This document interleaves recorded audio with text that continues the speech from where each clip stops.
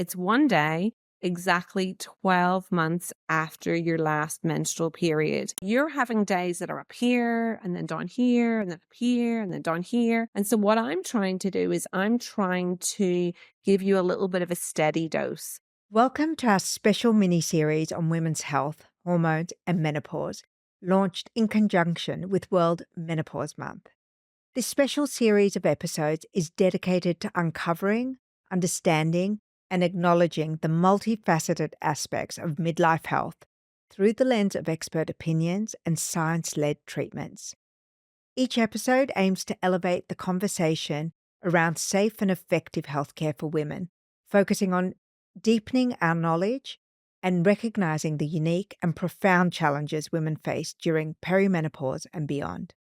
I'm Bahar Etmanen, the host of Ageless Rescue Podcast.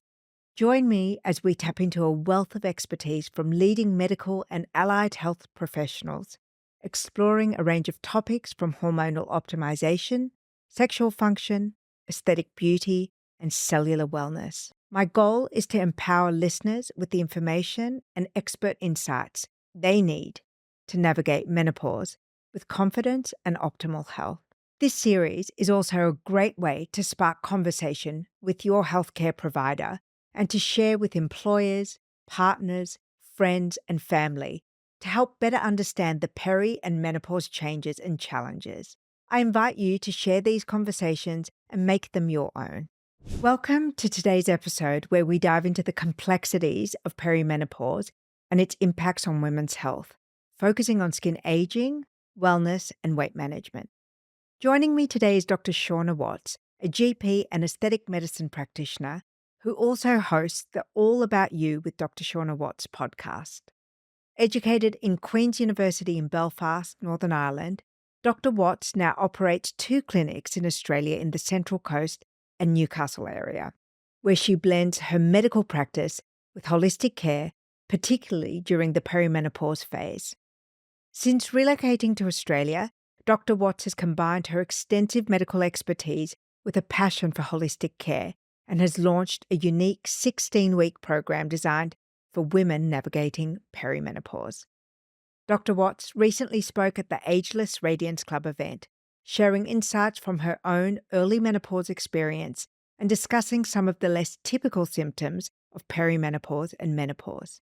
Today, she expands on these topics, including the most common and lesser-known symptoms, the profound effects of estrogen on brain function, body composition, and skin health, and the treatments available to safely manage these changes. Join me as Dr. Shauna Watts provides insights on navigating perimenopause and menopause with a very much holistic approach that not only addresses physical symptoms, but also enhances overall well-being, ensuring women feel empowered through this transformative phase. I'm so delighted to have Dr. Shauna Watts on the show. This has been a long time in the making, and I've got you on the event as well, speaking at the Ageless Radiance Club, so double hello. Double hello, and thank you so much. I'm really excited. You know how much I love you, so this is going to be such a fun conversation. Well, we were talking before we were recording the episode about the state of your relationship with your GP and with your medical practitioner. And, you hear a lot about people being in love with their aesthetic practitioner, but not always you hear about people being in love with their GP. And I love my GP. I'm absolutely in awe of her, and the support that she's given me and my family has been like, truly another member of the family.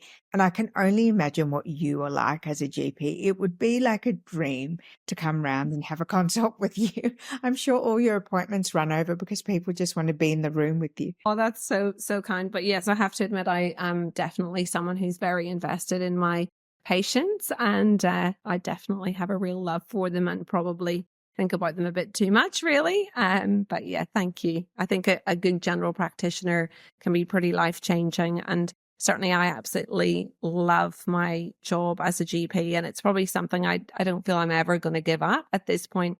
I am working in general practice only one day a week, but I love it. I thrive on it, and I can't let those people go because I've enjoyed being on that journey with people, and I think it's a really privileged job I think one of the key points to, I guess, highlight is that the first conversation about menopause is often with the GP.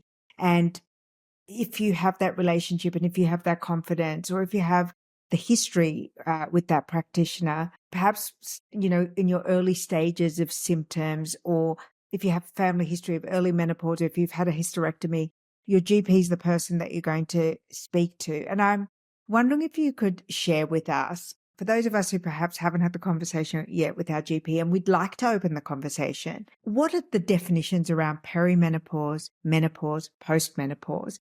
And what are the markers? And so this is definitely something that people get a little bit confused about. So, and menopause is one of those really weird definitions in medicine. So the real definition of menopause is it's one day exactly 12 months after your last menstrual period. Now that's pretty challenging if you've had your ovaries removed or you've had a hysterectomy, because actually, how do you know? But that's another conversation. But basically, so menopause itself is actually one day. And then everything after the menopause for the rest of your life until the day you die is the postmenopause. So one of the questions people often ask me is like, when's this going to end? And unfortunately, it's not. Um, and um, and although I'm being a little jokey, the reality is that, we do have to adjust to sort of a new phase of life. But it's not something that by medical definition actually does have an end to it. But the good news is that often symptoms have an end to them. And then the perimenopause, which is kind of a reasonably new term, is the period of time leading up to the menopause, which is very variable. And there's no specific blood marker that you can say, oh, you're now in the perimenopause. And it varies in time. And what we think is that it can be a period of time of anything from sort of 4 to 10 plus years. And it often marks a period of time when the periods change. So, but that can mean that they become more frequent, less frequent, chaotic. They can be lighter or heavier, but there's definitely usually a change. But for some women, there's also a lot of other symptoms. So yes, there can be this change in periods, but for many women, there's a lot of other symptoms in the perimenopause. And I always think about the postmenopause, although there are health things that we can relate to the postmenopause and health changes for women and health risks that change in the postmenopause. The one good thing, I suppose, about the postmenopause is you get a period of stability of the hormones. So you kind of get this nice, steady, although it's low, it's steadily low. But the perimenopause, I Yes. can only describe as hormone chaos. And it's probably that chaos that makes so many people feel not great. And look, the reality is that thankfully more and more people are talking about this, and people like you and myself and all these people are trying to get this out here, which is wonderful. And we're breaking down barriers by talking about this, because this has been a taboo subject for years. And the reality is that I still feel like a lot of women kind of don't want to admit to being postmenopausal because there's a connotation. People will use words like old and dried up and shriveled up and on the shelf and no good and past your sell-by date and all these horrible phrases, but they're just actually a bit of a reality to how women are often made to feel. And so I love that we can talk about it a bit more, be a bit more open, and hopefully we will change that, because you and I both know in the industry that we both end up meeting each other. And there's some amazing women in their 40s, 50s, and 60s who are absolutely rocking it. And, they're starting companies and they're the CEOs of companies. And it's in no way the end of so many women's lives. But the reality is that the fear and the symptoms can make people feel like it is actually the end of their life as they know it, or they no longer recognize themselves. The symptoms that are often getting the headline act is, the hot flashes or hot flushes, whichever you want to call them, the brain fog, the sleep disruption, the mood swings, the loss of libido, the vaginal dryness. But there's really a lot more symptoms than that. And as you said, thank God, one of the reprieves of postmenopause is that roller coaster of fluctuation in hormone seems to settle down, albeit low, and you get that reprieve from entering into, a truly rattling time in your life. I always thought it was hilarious because exactly as at the time that I went into menopause, my daughter went into puberty, and our household must have been a nightmare. And I remember Lily saying to me, she said this to me recently, actually, and God bless her for saying it. And I actually really felt it when she said, she goes, Mom, can I ask you something? And I said, what? And she goes, can you get menopause twice?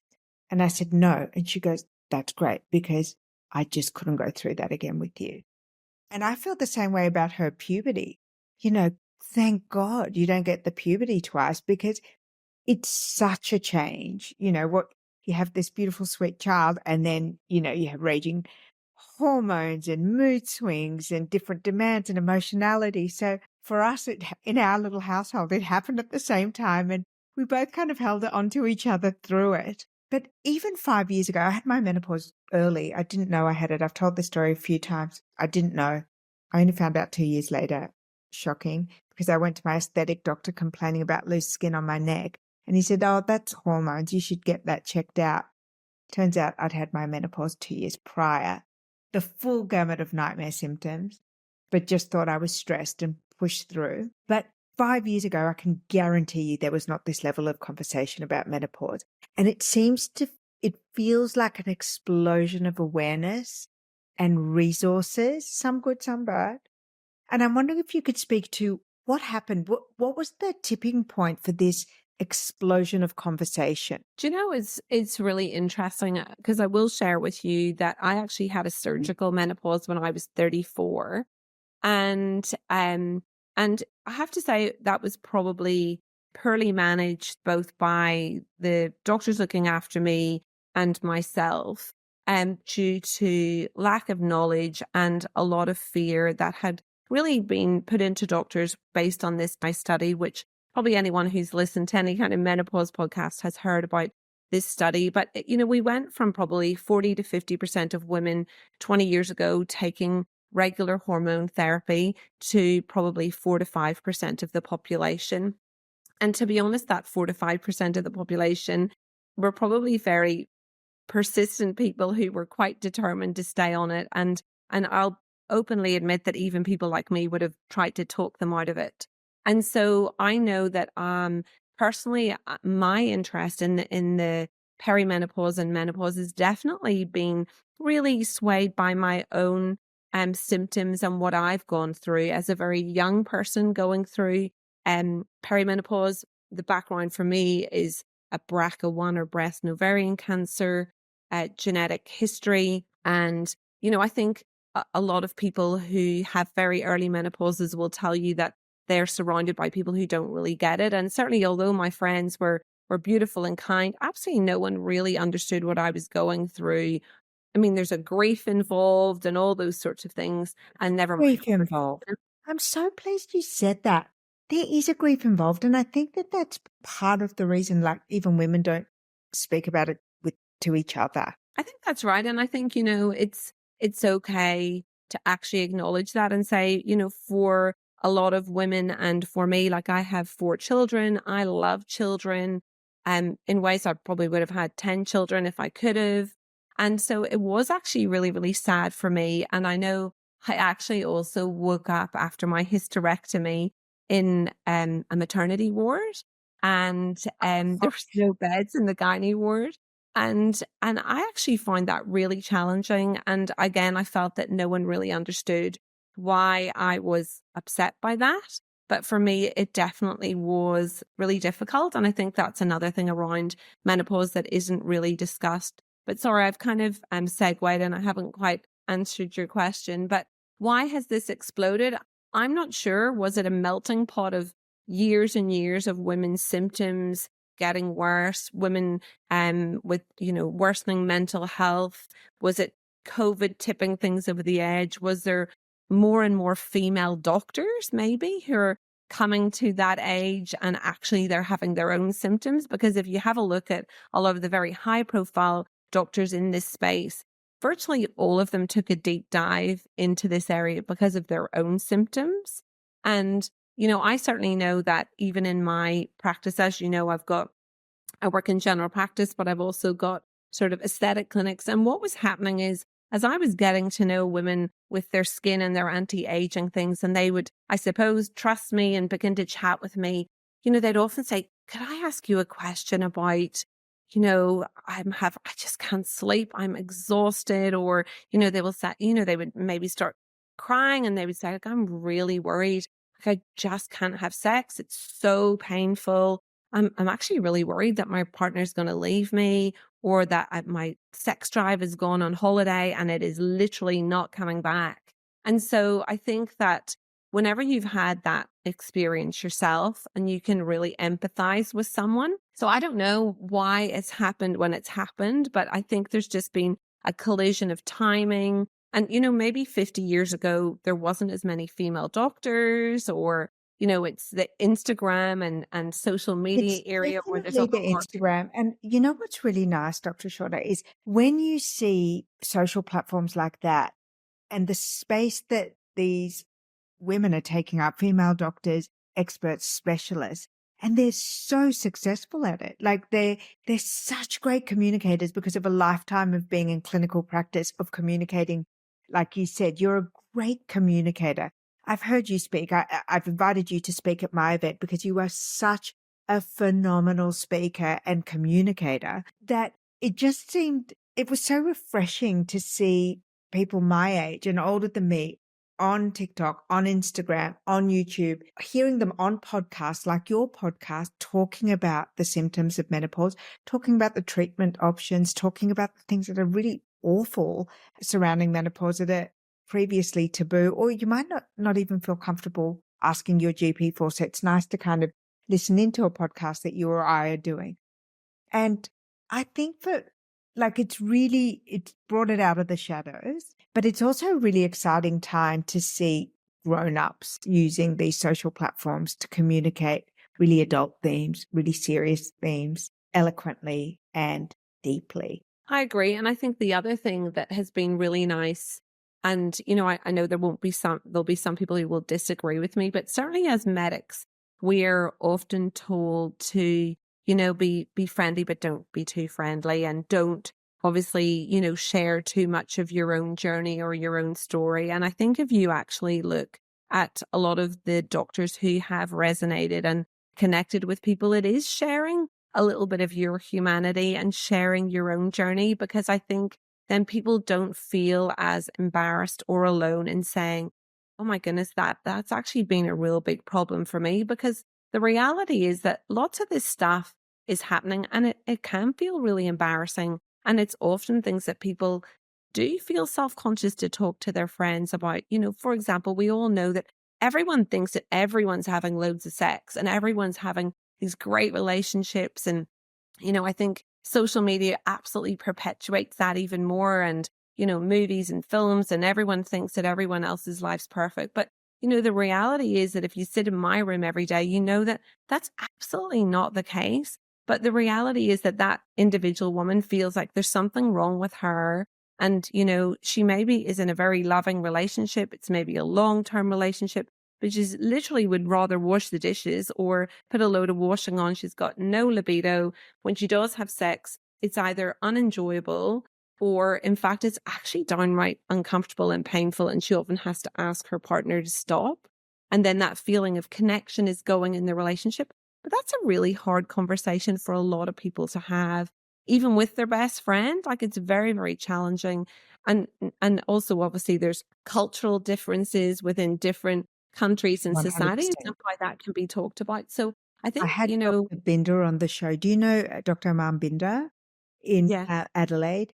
And she was telling me that one of her big reasons to develop a side practice in women's intimate rejuvenation was she's an Indian doctor of Indian descent, and she has so many families come through and women come through and say that they're really scared of losing their marriages because they absolutely are not able to have intimacy with their partner because it's painful, or it's not what it used to be, or they just don't want to. And she said that marriages were falling apart around her because of this one simple thing that could be done, that could completely save families. And she said, I couldn't not do it. I couldn't not have the conversation. And so she has developed an entire side business dedicated to that aspect of hormonal disruption and changes in estrogen to save families, because so many people were talking about it in her rooms. And I think it's interesting because you've gone off and you've developed this whole additional, practice in aesthetics because of the conversations you're having in your room. It's really interesting. Yeah, that's right. And I think it is just a matter of listening. I mean, the reality is that, you are definitely, as a doctor, seeing people in their 40s and 50s coming in and relationships ending and more, and you're kind of beginning to wonder, well, like, what is the pattern here? Mm. And obviously we're not putting all relationships ending down to the menopause, but I think, the reality is that there's definitely an impact. If your partner is not sleeping and she's feeling very irritable and feeling very disconnected, and she's depressed, and whenever you try and Angry, have a relationship with her, angry. she's like really annoyed a lot of the time. You seem to be, even you breathing is annoying her. And then when you do try and have sex, she's pushing you away and saying that it hurts and to leave her alone. Like, the reality is it's not exactly a recipe for, relationship bliss.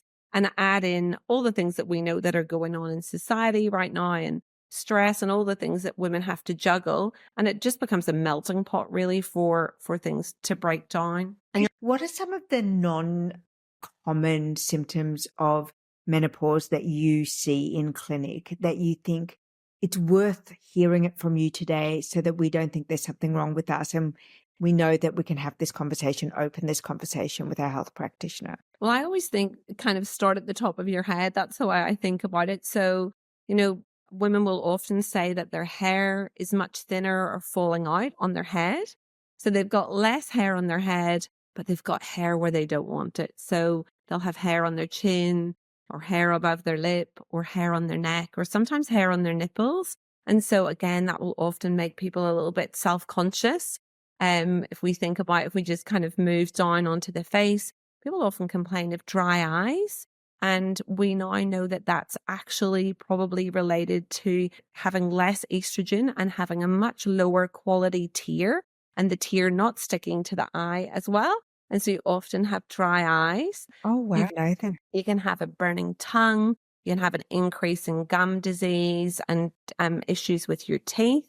And often sometimes people will get receding gums, and they end up, losing teeth because of that. And then, that becomes an issue because you get bone resorption and changes in your facial structure. A big one that I also see is skin conditions. So rosacea, anyone who's had eczema, psoriasis, they will come in with a flare.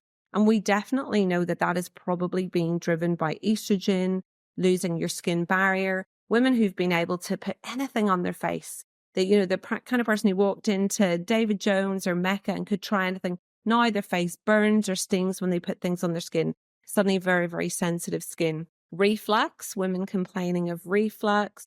Bloating, that's a really big one that people won't think, but it's definitely associated. We know that what goes on in the gut has changed dramatically during the menopause. And I get really excited because there's so much research starting to happen, but we know, like, everyone's talking about gut microbiome, but we know that your gut microbiome seems to shift.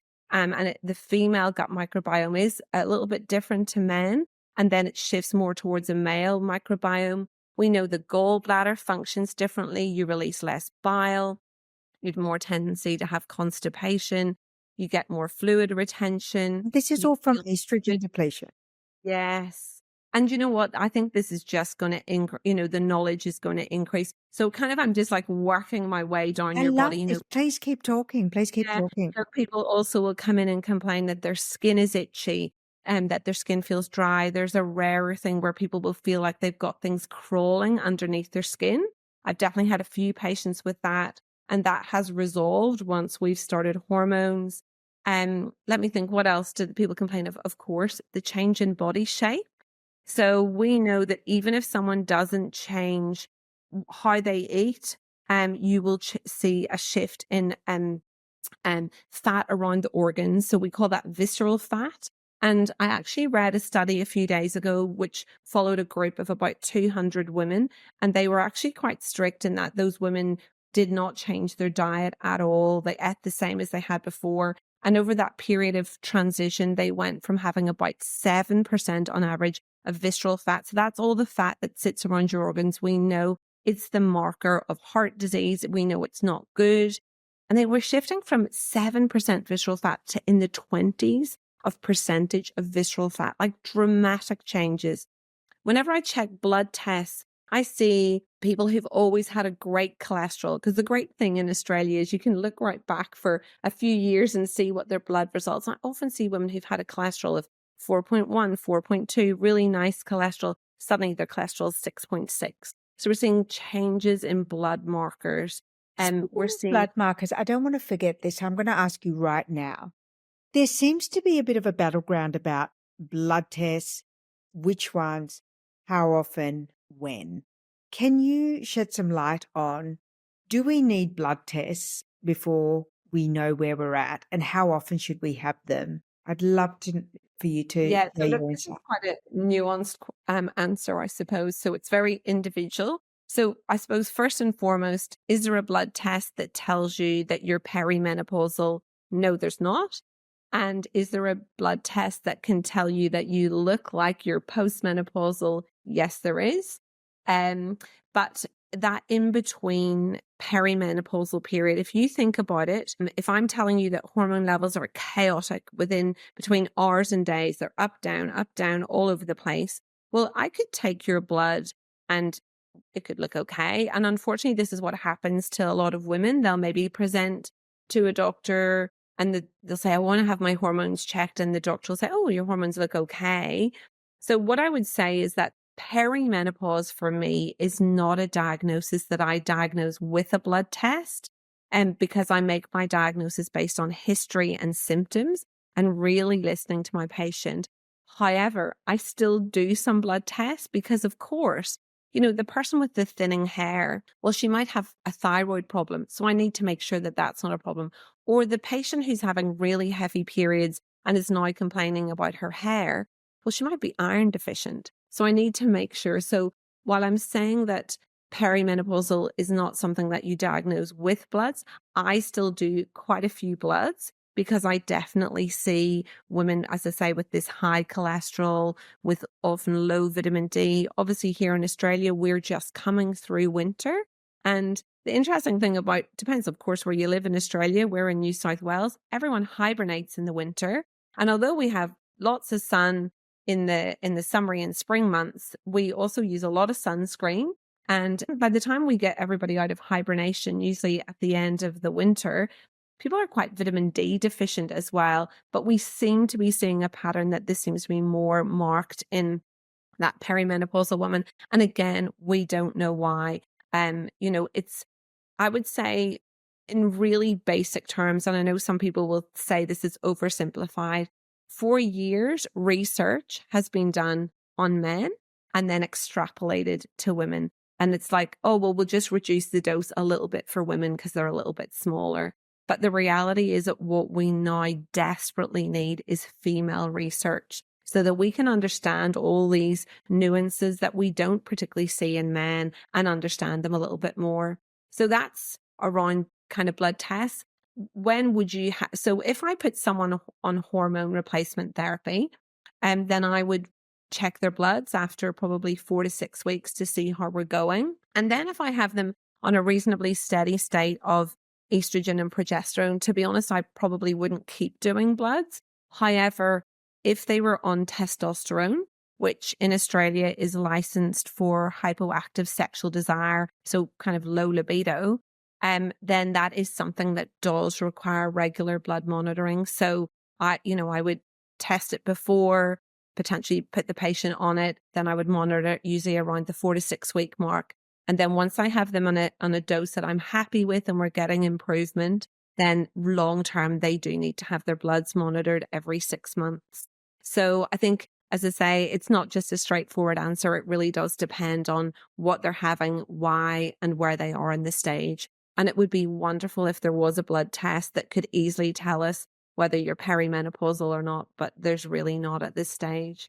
So, my next question is around another test that is bandied around a lot, mainly in the non-medical community. What's it called? Sorry, but the complementary medicine side, which is the Dutch test. What is the Yeah. Dutch test, and is there a place for it in diagnosis of menopause or perimenopause or any women's health symptoms relating to hormones? Yeah, to be honest, it's not a test that I use. I've had a look at it because a number of patients have mentioned it to me, but I don't feel like it adds anything to what I can do. And the reality is it's not going to change what I'm going to do. So it tends to be expensive. A lot of people believe it's not validated. It's based on urine concentrations is my understanding. So no, to be honest, I don't think people should have the Dutch test. I don't believe that it should be shaping how people are treated with their symptoms. It is enough for me. I believe my patients, and that's the bottom line. If someone's sitting there and they're telling me that they're not sleeping, they're waking up soaked in sweat, that they're irritable, they suddenly are anxious and they can't drive on the freeway anymore, and that their periods are going from light to heavy. I don't really need a test to tell me what this is, because it's fitting a pattern. And a lot of medicine really is learning patterns. And of course, no one fits in a textbook, but it's pattern recognition and seeing this is what this sounds like. And, the reality is that women are very intuitive. Just like if a mum comes into me and she's really worried about her child, I really, really pay attention to that. And also, if she comes in and she says, look, I think it's fine. I just, I'm here just to double check and we need a certificate for preschool or whatever. Of course, I still do my thorough examination of the child. But the reality is, I think that women are quite intuitive and they tend to know what's going on. So if someone comes and tells me that they're perimenopausal, pretty much they're usually, hitting the nail on the head. Okay, so perimenopause is where the chaos happens. It's kind of like the drama of the opera. Do we have to wait until we're menopausal to have the HRT or the hormone replacement therapy? Or can we get help in those terrible storm years? No, you definitely don't need to wait until you've gone through your menopause and take hormones. You definitely can have hormones in the perimenopause. And I often say to people, look, it is hormone replacement therapy, but in the perimenopause, what I'm trying to do is, you're having days that are up here and then down here and then up here and then down here. And so what I'm trying to do is I'm trying to give you a little bit of a steady dose so that whenever you have the peaks, the drops are just not quite so severe. So definitely you do not have to wait until you are postmenopausal to have hormones. And in fact, as I said, look, unfortunately, we do have a massive lack of evidence, but I know that you're like myself, you are a prolific reader and investigator and listener. And when you listen to a lot of these neuroscientists, etc., looking, it would seem that the evidence looks like it is going to look like that. To be honest, the benefits are probably in having hormones before you have had a period of no hormones. And that makes sense, Like, why would you want to wait for 2 or 3 years of having no hormones when we know it seems like these hormones have so many beneficial effects? And, when I think about it, and this is actually can be a little bit hard for me because it's a little close to home, but the reality is that we know that women who have a much earlier menopause, they do have more significant health problems. They often do not have the same longevity that women who have a later menopause. So there's lots of advantages for those women who have a natural menopause that when they're 55. I even have a patient who had a natural menopause at 58. She looks incredible. And you can only imagine if you look great on the outside. I always say it probably translates to that your organs look pretty good in the inside. I mean, it's not super academic, but we know that the reality is that having an early menopause or a very early menopause, which is called premature ovarian insufficiency or failure, those people do have Another great significant. label for women to adjust themselves to. Yeah, absolutely. But, we know that those hormones definitely give us longevity. And, there's definitely a lot of research going on as to how, the ovaries could be preserved, because the reality is that, the men are lucky, they continue to make hormone their whole life.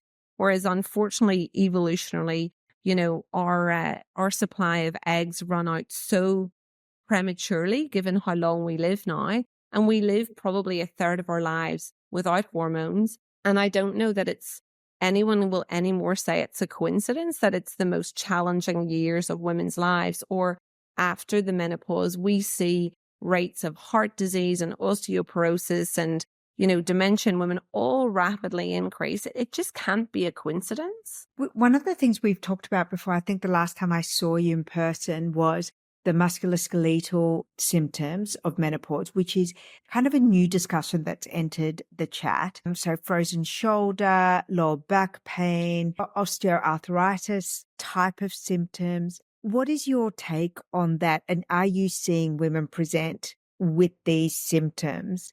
And does HRT support and solve these problems? I absolutely every day see women with these symptoms. It may be hip pain, women saying that they can no longer lie on their side in bed anymore and they maybe go and have a scan and it shows a bursitis.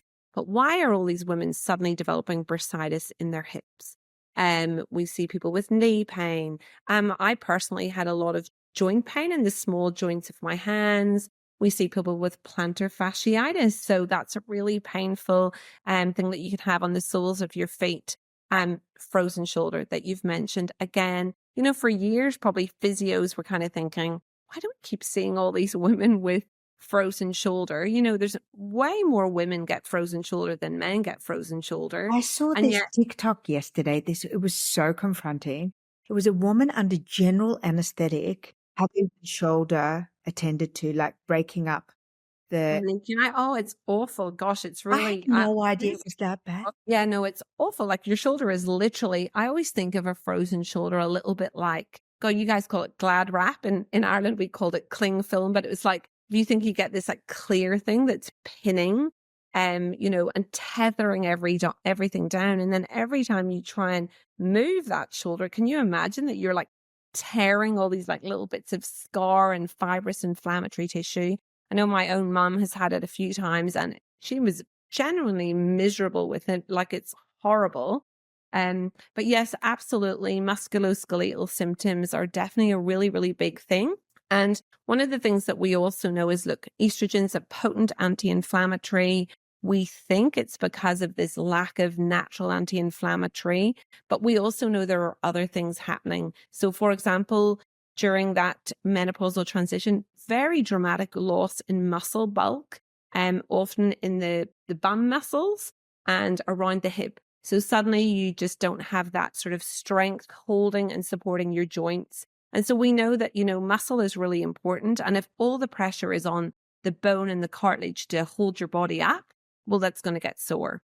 And you need to have really, really strong muscles. And that's one of the conversations that I have with all of my patients are that, what you did before, while Pilates is amazing and reformer Pilates, and I've got loads of patients who do yoga and loads of patients who are runners, but it's now time to have a new perspective towards exercise, and we need to be in the muscle building zone. And one of my things is I don't want to become a frail old lady in a nursing home with a visitor on a Sunday like that. The thought of that actually terrifies me. And so if we think about the things that are going to keep us out of that situation, are one, continence and keeping our pelvic floor good and our urinary system good. And I'll talk about that in a minute, but keeping our thigh muscles really, really strong. And I'm going to talk to you in really basic terms why you want to have really good thigh muscles. One, because you can get up and down off the toilet yourself.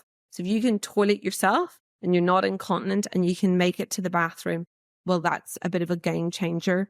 And the second thing is, if you've got strong thigh muscles and you can get up and down out of your chair or in and out of your bed, And what are you going to do? You're going to be much more likely to socialize. And you're also going to be able to get in and out of a car. So you're going to be able to go out with your family or go out and drive yourself. That's such So, a having strong thigh great muscles. way of explaining it. That's really, really. I just came back from America a month ago. I went to visit my grandmother, who is perfectly healthy in every way. However, she has onset dementia, and she's lost all her strength in her legs and her knees. So she's in a wheelchair, and it was so devastating for me to see someone who was so active, who lived independently, who was dancing at, when Lily was born, the rapid decline just from that one thing, from the mobility aspect of it, was devastating to see. And so that's the one thing that I would say to patients is, I know we all, even women in their 50s, being 70 or 80 feels a long time away. But all of us, we have to actually take ownership of it now, because it's going to you're going to plot the course of what your next 30 years look like. And I don't know about you, but I want to be one of those cool grandmas who's, trekking in Borneo, seeing orangutans or something. And I definitely don't want to be someone who is having to be, moved around in a wheelchair or whatever. And obviously for some people, they have an accident or something happens. But I think we know that if you can stay as strong as possible, it's a game changer. Can I ask you something on this topic? What about the DEXA scan, and what kind of testing can you have if you are experiencing the musculoskeletal side effects of menopause? So I have to say I am probably quite my patients, even if they don't. So obviously I know that you've got a worldwide audience, but in Australia, there's certain criteria to get government rebates for DEXA scans and things to look at bones. And you can also do some other settings within a DEXA scan, as I talked about earlier, to look at like that fat that we talked about around the organs. And also you can look at muscle bulk. And I have to say, I do think they're really helpful, because it's also very motivating for people when they can see that something you've asked them to do and you can see a real numerical change. I think most of us kind of are really visual learners, and we often love to see ourselves making progress. So I think in terms of having a DEXA scan, both to look at your bones and make sure that you're not already on that journey to osteoporosis, which is in really basic terms that kind of honeycomb lung or honeycomb bone that women are so prone to, much more than men. And again, we know that is related to lack of hormones, and anything you can do to really keep your bones strong is again going to change your trajectory, because it depends on what statistics you look at, but whatever ones you look at, they're awful. If you break your hip, so if you take a 70-year-old woman and she breaks her hip, there's a third of a chance that she will not come out of hospital. And, there's only a third of a chance that she'll go back and have, great mobility and go back to any kind of decent, quality of life. And a third of people will go straight into a nursing home after a hip fracture. And you kind of look around the Western world and the figures are very, very similar. So it doesn't seem to matter what the type of surgery you have after your surgery, after your fracture. The reality is a fracture of your hip can often be fatal. And if it's not fatal, how does taking estrogen or HRT support bone health? What is the mechanism that supports that? So basically, it would seem that balance between making bone and resorbing bone and remodeling it becomes skewed more towards resorbing bone. And the issue with that is that you get this sort of thin, more fragile bone. And obviously, as we've talked about, people then often fall over because they've got less muscle. They're not as strong. Their balance isn't as good. So you can fall over and have a fracture. But unfortunately, for a lot of women, they don't even need to fall over. They can just be having these fractures within their spine that they haven't had any trauma for at all. It's nearly like their bones in their spine are kind of collapsing and squashing in, and they can be extremely painful. I'm sure we've all seen women who are walking over and they're kind of bent over, or they're in chronic pain with their back, and that's often related to bones. So I think, that's really a big one. And it's something that we know that hormone replacement therapy definitely helps. So, okay, I want to ask, I guess, a crazy question. If hormone replacement therapy is the gold standard for treating the symptoms and preventing a lot of the illnesses, and Is there more conversation to be had other than encouraging women to explore the options that are right for them? Because it seems to me, and my friends and I, when we speak about it, and again, I have no medical background, but if you take HRT, there's a laundry list of things that you can avoid, and there's a laundry list of things that you can support to function better. Beyond that, what is there more to it than taking HRT? Well, I think what I would say is the reality, unfortunately, is that the hard concrete evidence that us medics tend to love is actually lacking for a lot of those things. So if you talk to people who see a lot of perimenopausal, menopausal women, they will tell you, oh, look, it definitely, women come back in and they say, oh, I'm sleeping really well, or I'm not irritable anymore, or gosh, my skin isn't crawling under, there's no crawling sensation under my skin, or my skin feels so much less dry. But the reality is that those are not the things that are agreed within the medical community that you're allowed to use hormones for. And so there's all these international sort of menopause societies and various guidelines that, they are meant to be guidance and they're not in law. But, obviously, if you're a practitioner who's, working really outside those guidelines, that can become tricky.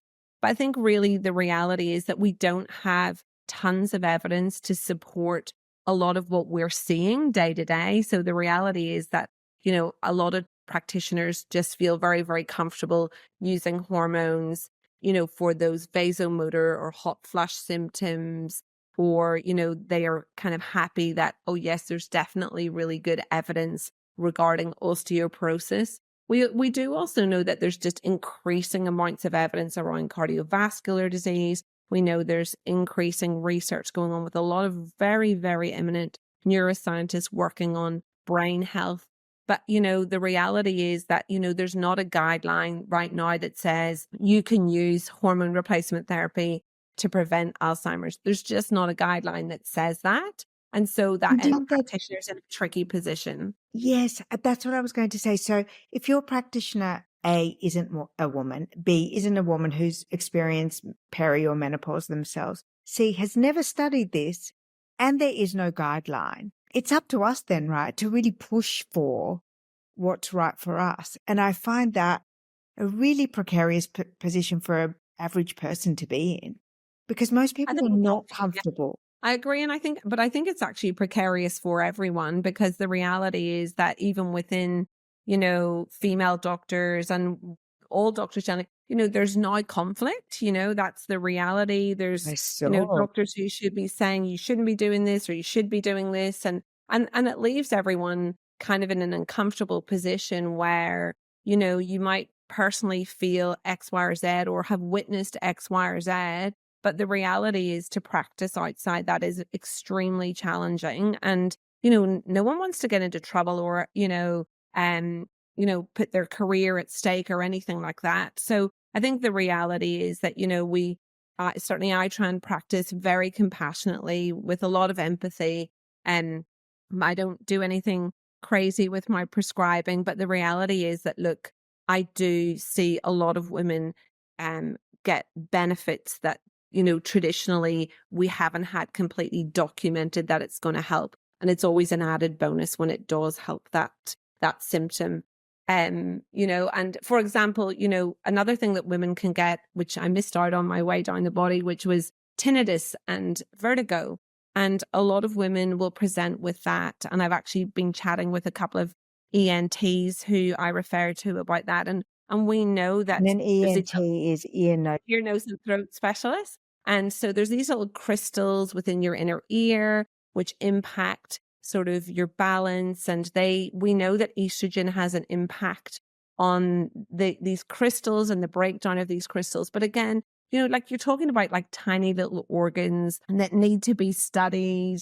And, again, lots more research. But certainly, I was talking to a male ENT just a few weeks ago, and he was saying, look, there is, in his mind, I was like, there's totally a connection, because, he just keeps seeing this group of women in their 40s and 50s who get this awful tinnitus and vertigo. I mean, of course, there are other reasons why you can get that. And I think that's the really important thing one of my other take-home messages would be, we can't always just put everything down to the perimenopause and menopause, because of course, like lots of women will present with palpitations.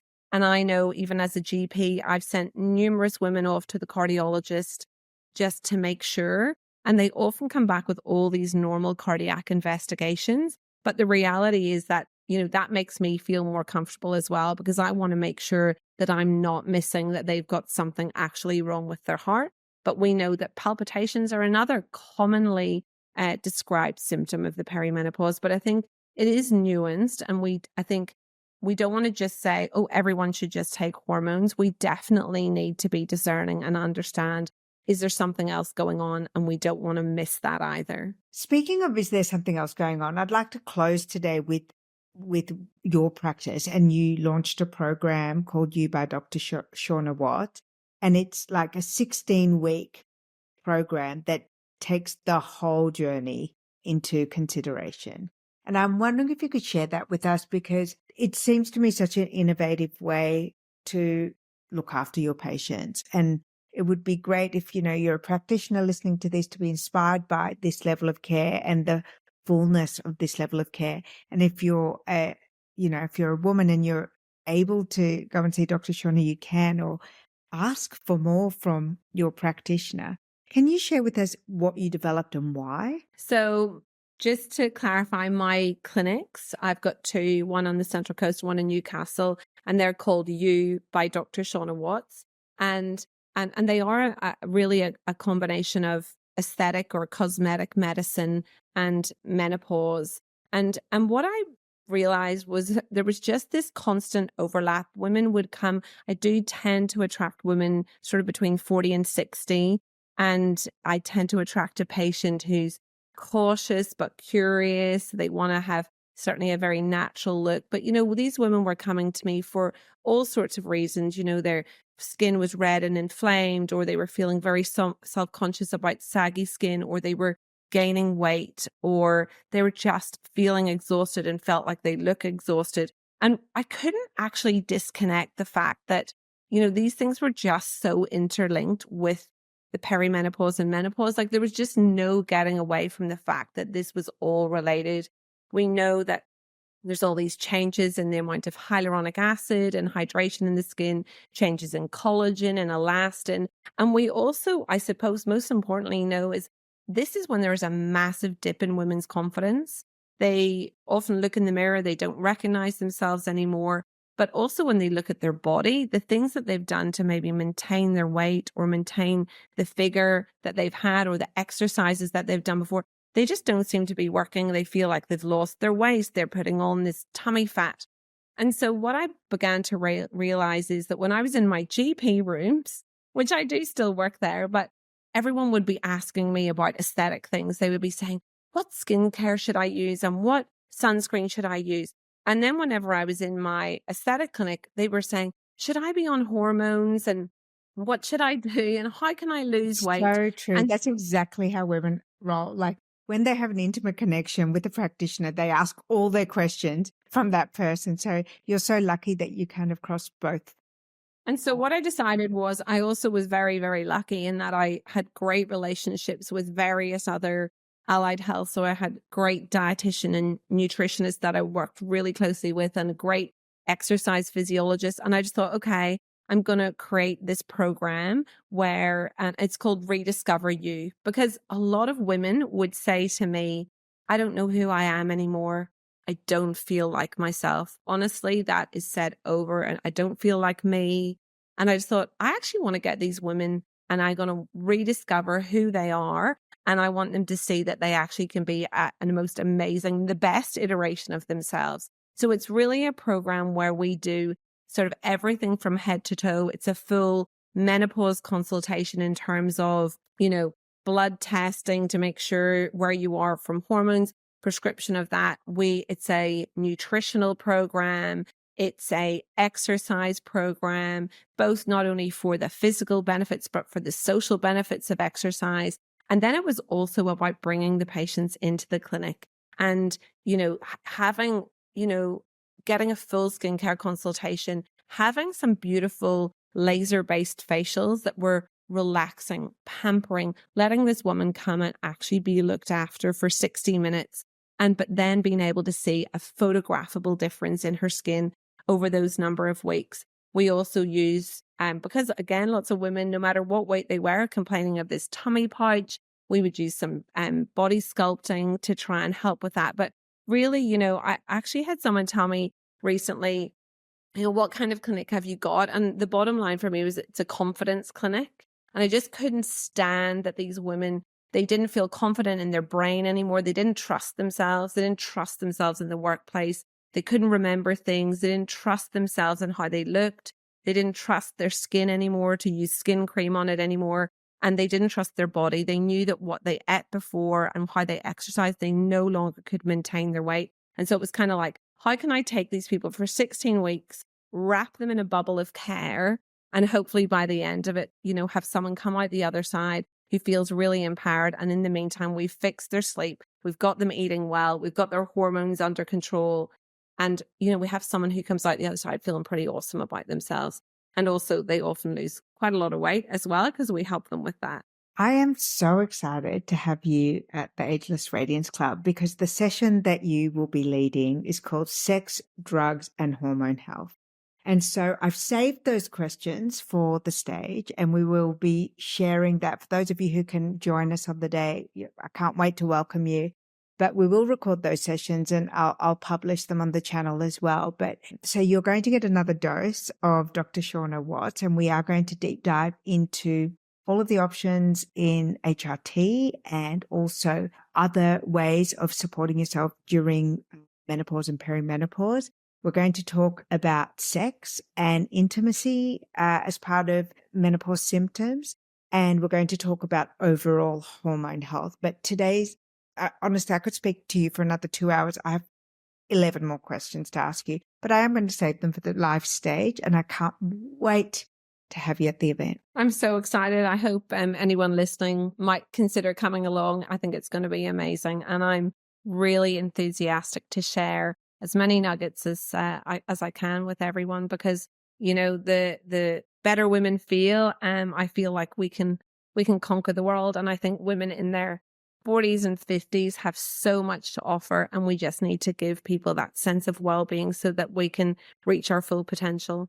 I also hope that anyone who's listening or watching this episode feels a bit more confident to have deeper conversations with their health practitioner, and also with their friends and their partner and their kids about, the experience that they're having. And now that, we've ripped the Band-Aid off this topic that's going to affect every single woman, it would be really wonderful to use, episodes like this to start a more meaningful conversation and self-advocate. So thank you so much. I've learned so much. I've recorded, 220 episodes on my podcast channel. And I can tell you today, I learned so many new things about my own body that I want to learn more about. And I have a million questions for when I see you next. So this week, the Senate released a report after inquiry into menopause and perimenopause in Australia.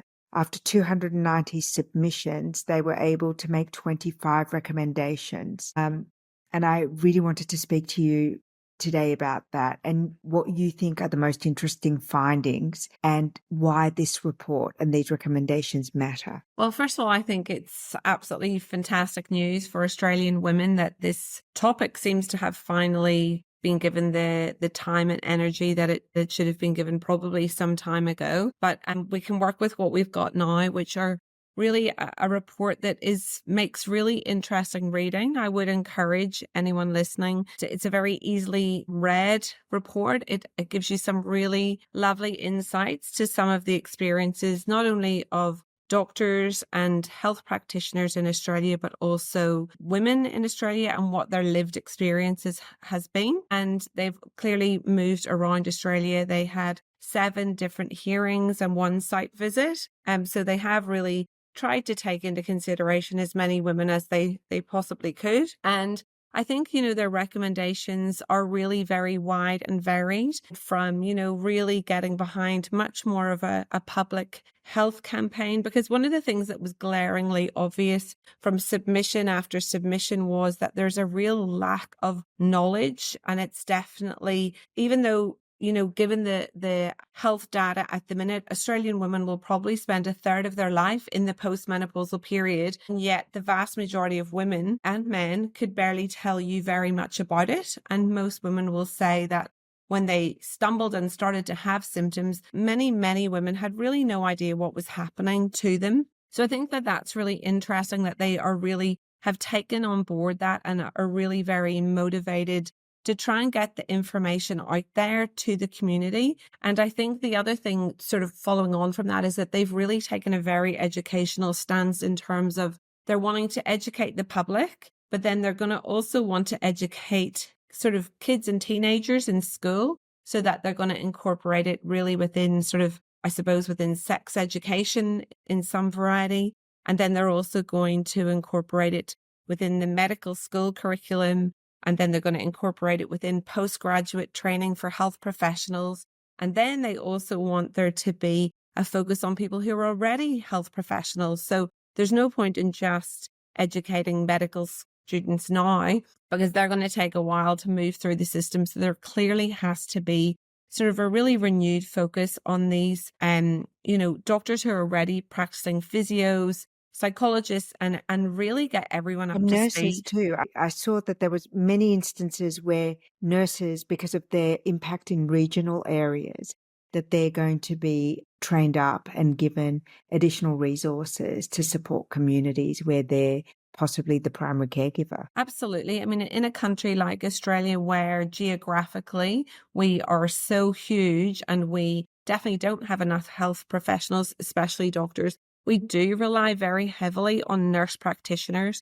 And it really is hopefully going to be one of the recommendations that they will follow through with, is upskilling that population of nurses so that they can sort of take on board and perhaps be upskilled in prescribing hormones. One of the things that I found really interesting in the report was the economic impact that they have taken into consideration of what happens when a woman is in menopause and the symptoms are not treated correctly or ignored. And, it always feels like when there's an economic impact to society, people take notice.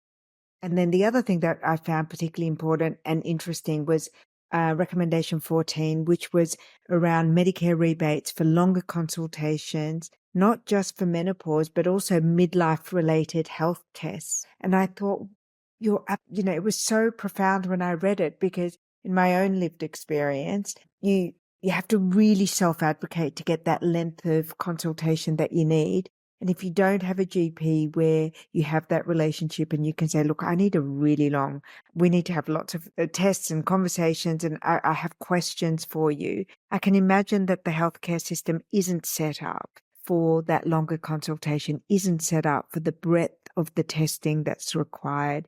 How do you feel as a doctor who specializes in menopause care about these recommendations? Well, I mean, I think the acknowledgement is the first step, because the reality is, and let's be honest, it is a lot of female doctors who carry out these consultations. And, unfortunately, we're trying to earn a living as well. And we're often, remember that general practices and menopause clinics, we're small businesses as well. And the reality is that the way the Medicare system is set up and the rebates are set up, you're much better doing, 10 6-minute consultations than you are to do one 45-minute consultation, and that's just the reality. And also the demand as a GP to be able to set aside 45 minutes to a 60-minute.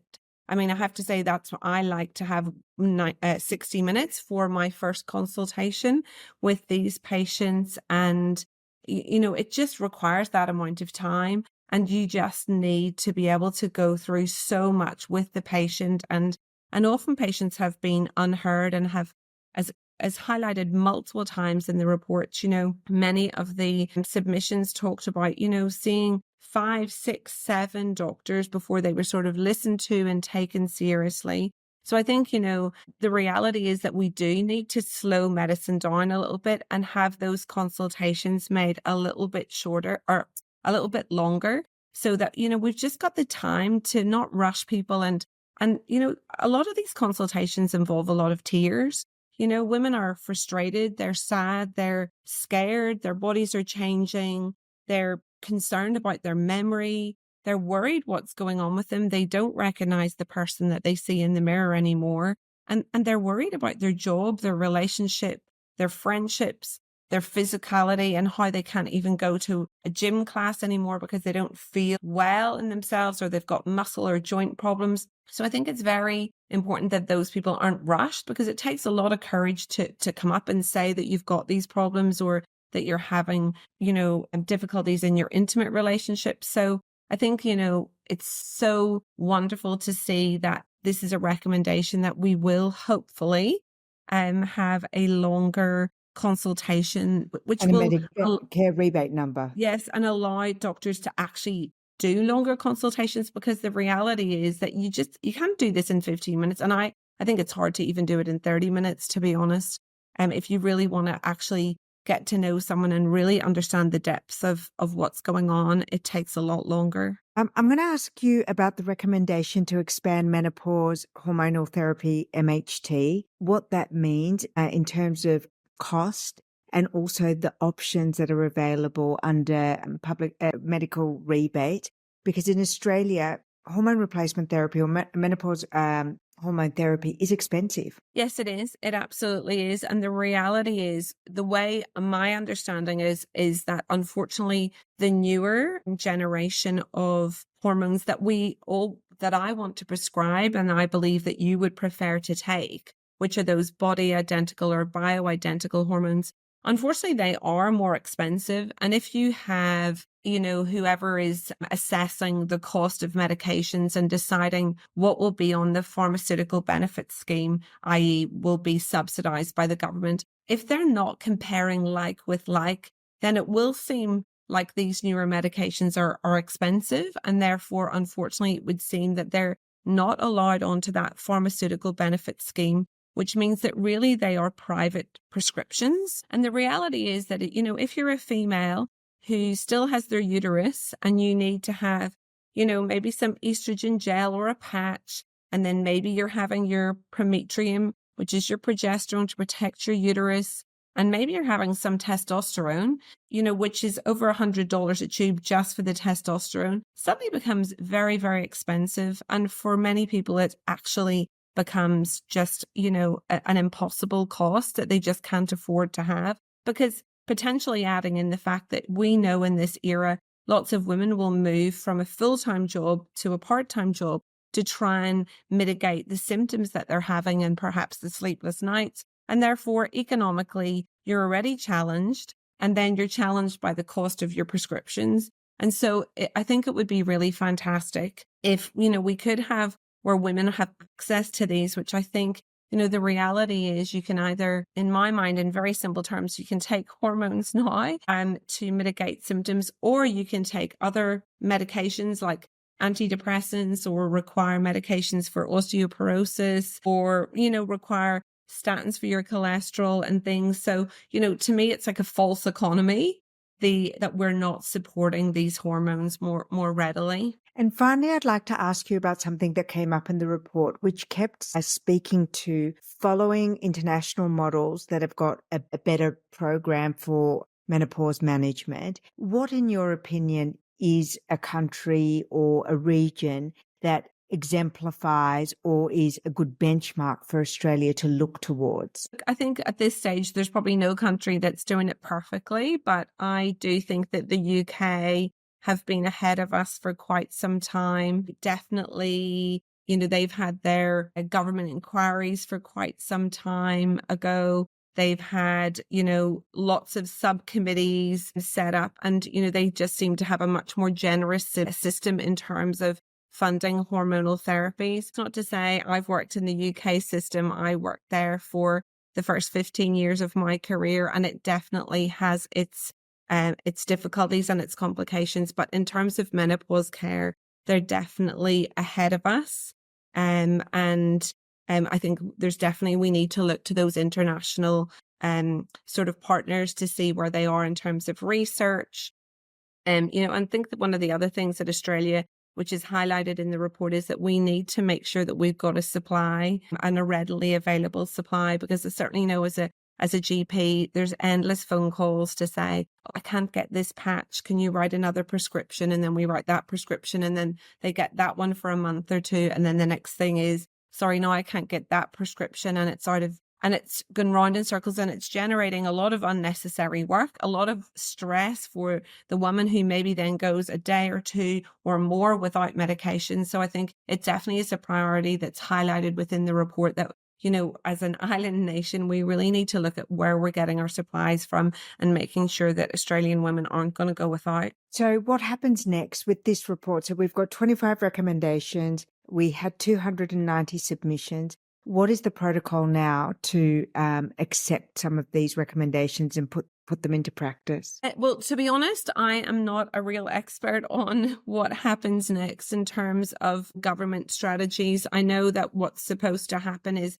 various departments who've been specifically earmarked. So like the Department of Employment and Fair Work, and the health department, etc., all need to look at their bits. But to be honest, there are definitely parts that will require changes in legislation and law, for example, looking at more flexible working arrangements, etc. But as to what happens next, to be honest, I'm not sure. All I know is that the cogs of government and things do tend to go a little bit slower than we'd all like. So it's probably for us to continue to advocate and push, and probably given a friendly nudge to our local MPs just to say that we're sort of excited about this report and its recommendations, but that we're really keen that they don't just become a pile of recommendations on a piece of paper, and that actually someone actually goes ahead and works through them. Thank you so much. I think it's such an exciting time. I mean, there's a menopause documentary coming out.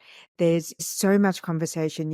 You were a keynote speaker on the weekend at my event, talking specifically about hormone health and menopause and perimenopause. And I've heard you speak at 2 conferences now, 2 medical and aesthetic conferences, where you were called upon to deliver education to your colleagues on the subject. So the needle is shifting, and it's a good time to be in perimenopause or menopause, and hopefully it's going to be easier for our daughters. I agree. I think it's certainly a better time than it used to be.